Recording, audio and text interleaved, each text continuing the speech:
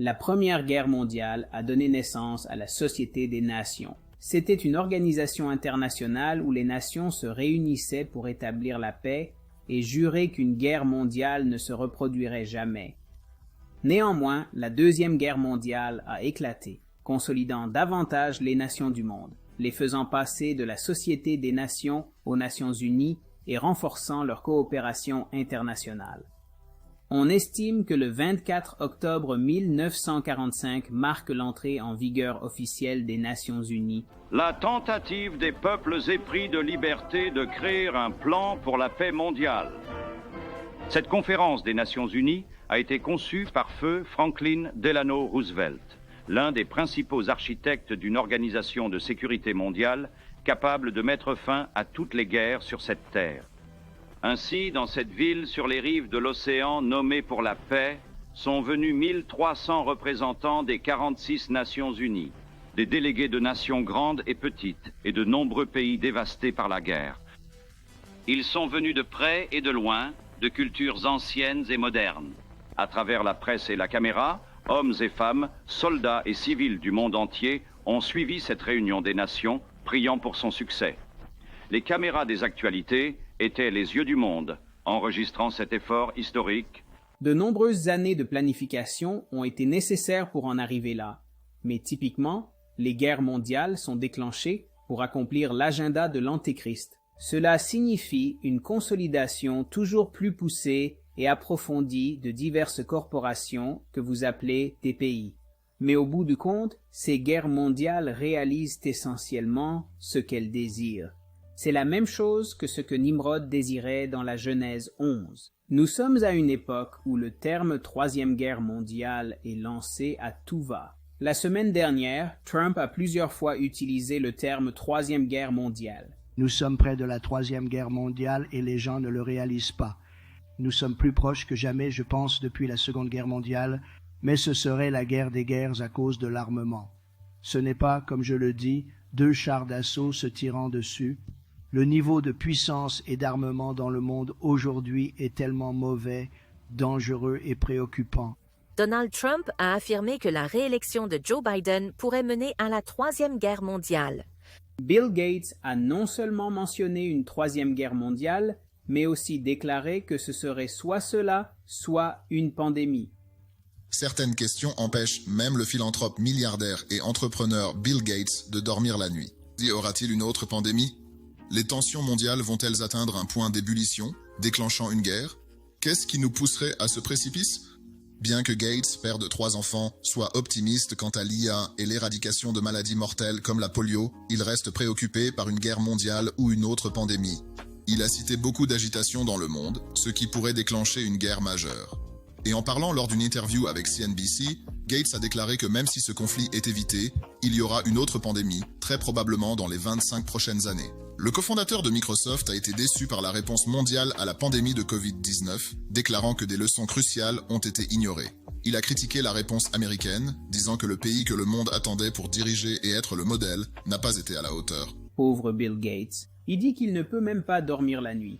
L'homme ne peut même pas dormir la nuit parce qu'il pense à une troisième guerre mondiale ou une pandémie, mais dans tous les cas, faites confiance à Bill Gates. Il dit qu'il est là pour vous, Amérique. Il est là pour toi, mon ami.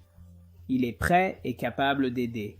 Que ce soit avec toi ou une pandémie, faites confiance à Microsoft, ils montreront la voie. Genèse 11, versets 3 et 4. Alors ils se dirent l'un à l'autre, « Venez, faisons des briques et cuisons-les bien. » Ils avaient des briques pour pierre et du bitume pour mortier. Et ils dirent, « Venez, bâtissons-nous une ville et une tour dont le sommet touche le ciel. Faisons-nous un nom, de peur que nous ne soyons dispersés sur toute la surface de la terre. » Quand vous entendez ces gens et ces entités parler de ces choses, sachez que ce qu'ils disent est ce qui est dans leur cœur. De l'abondance du cœur, la bouche parle. Combien de fois les présidents doivent-ils parler d'un nouvel ordre mondial pour que vous compreniez que c'est leur programme?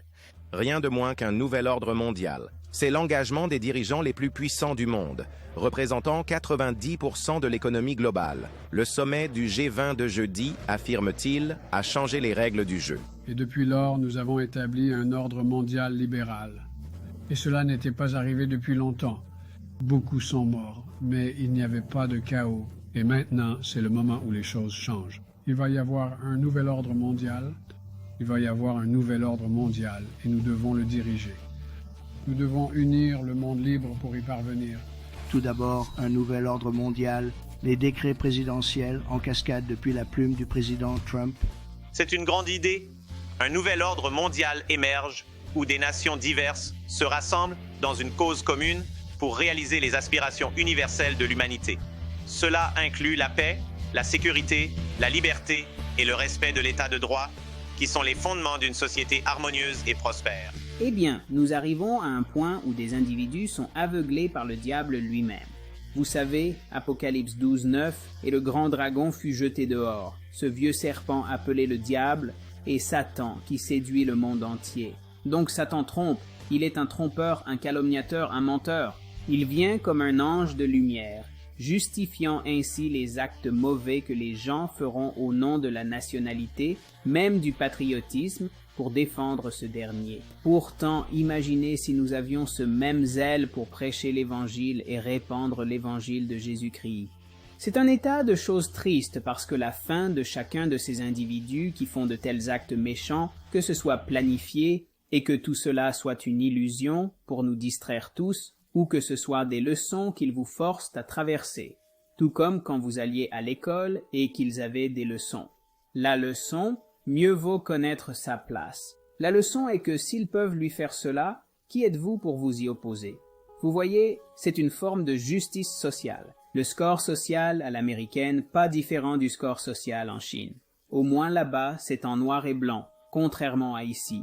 Vous ne savez jamais si un tweet d'il y a 10, 15 ans reviendra vous hanter. Et avec l'intelligence artificielle, le film Rapport minoritaire devient de plus en plus une réalité quotidienne. Chaque jour, une vidéo sortira très bientôt à ce sujet. Abonnez-vous à la chaîne si ce n'est pas encore fait. Nous avons des vidéos hebdomadaires et des directs. Mais le résultat final de toute personne qui permet au diable de la tromper à un tel point qu'elle pêche volontairement, qu'elle fait volontairement des choses aussi diaboliques, est inévitablement désastreux. Vous savez, dans Apocalypse 6:15, il est écrit que les rois de la terre, les grands hommes, les riches, les chefs militaires, les puissants, ainsi que tout esclave et tout homme libre, se cacheront dans les cavernes et dans les rochers des montagnes. Avez-vous déjà googlé pour vérifier combien d'argent est dépensé dans ce pays pour des bunkers? Le nombre de bunkers que nous avons dans ce pays et dans chaque pays du monde. Vous voyez les dirigeants qui jouent un rôle important dans beaucoup de ces choses. Ils comprennent bien. Ils comprennent que le jugement arrive bientôt. Ils sont préparés. Ils ont des bunkers sur bunkers.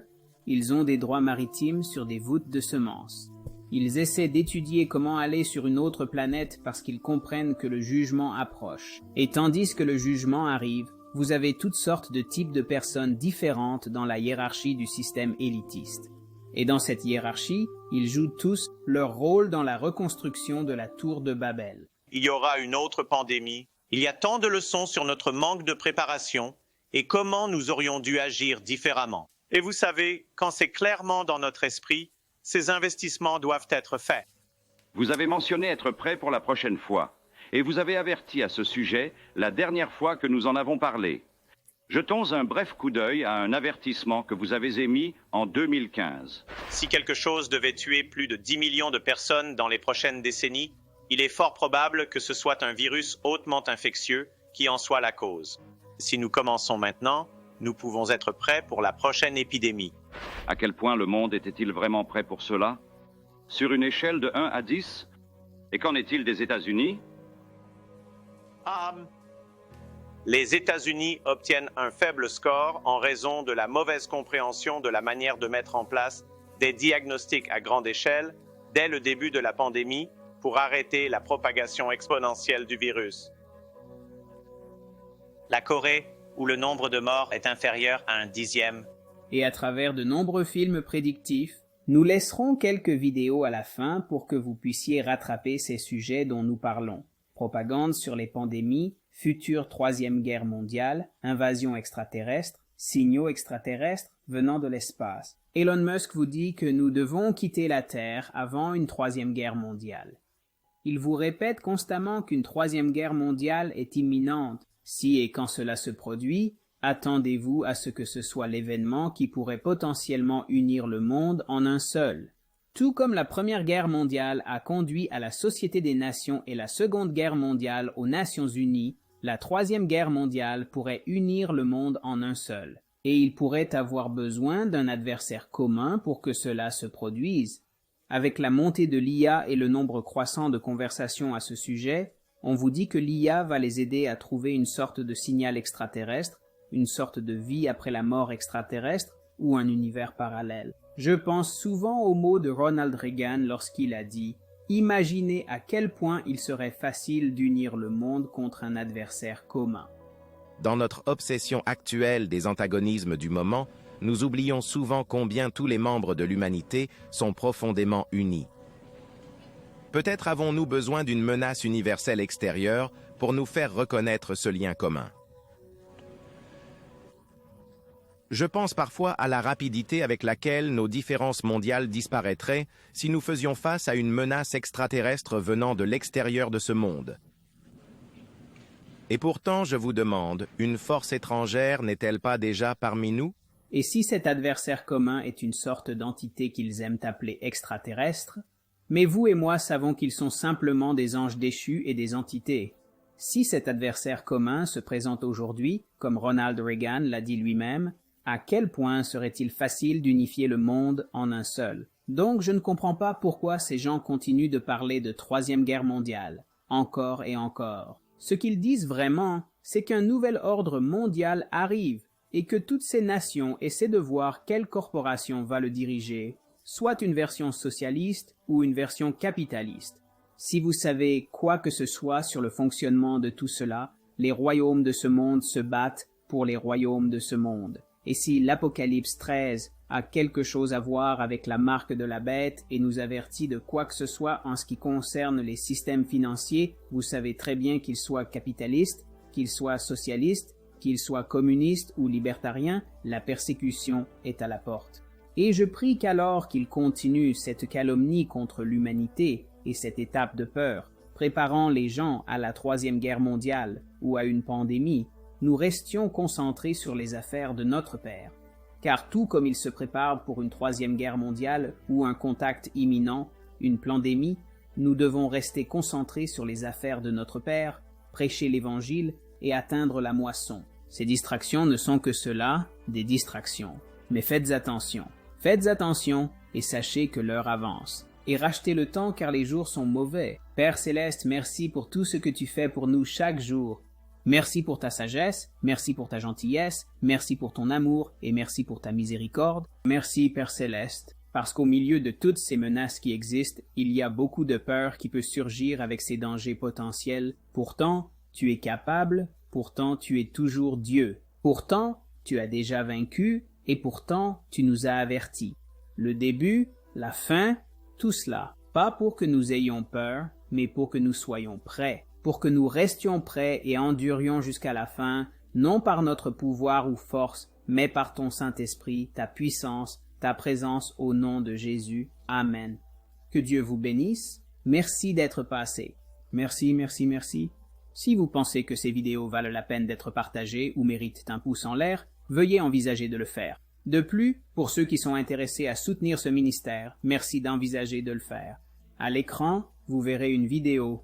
Cette vidéo qui va apparaître est de notre chaîne d'encouragement quotidien. Si vous cherchez des vidéos quotidiennes d'1 à 3 minutes qui vont simplement vous encourager et vous motiver le matin, consultez cette chaîne. C'est une chaîne gratuite. Nous avons aussi des services les mercredis et samedis sur cette chaîne. Abonnez-vous. C'est une chaîne secondaire que nous avons. Et que Dieu vous bénisse. D'accord? Jésus a déjà gagné. N'ayez aucune crainte.